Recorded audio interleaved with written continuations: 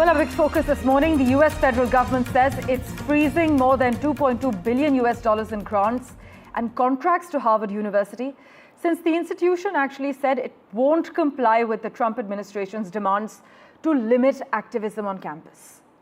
In fact, in a letter to Harvard, the administration called for broad government and leadership reforms, the requirement that Harvard institute what it calls merit-based admissions and hiring policies, as well as conduct.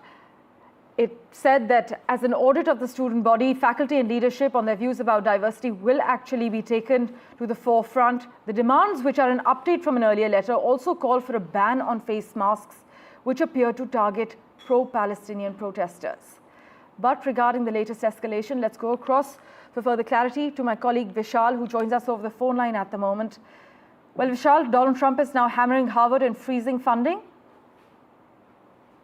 So this comes in the wake of the letter that the university received last week, and that letter was from a federal task force, and it outlined additional policy demands that will, quote-unquote, maintain Harvard's financial relationship with the federal government. So that was the warning they received last week, and they have followed that up with a formal federal funding freeze.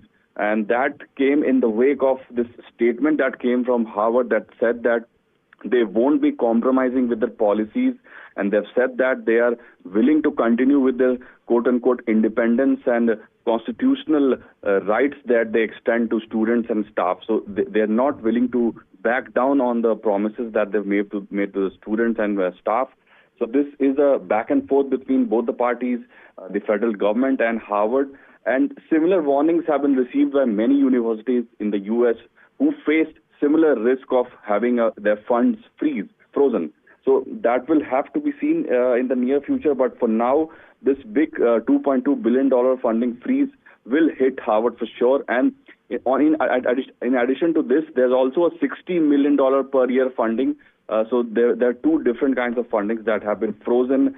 And it will have to be seen how Harvard progresses from here, because there's a counter suit also filed by Harvard in response to the policy changes that they had received from the federal government. So there are a lot of legal wranglings going on.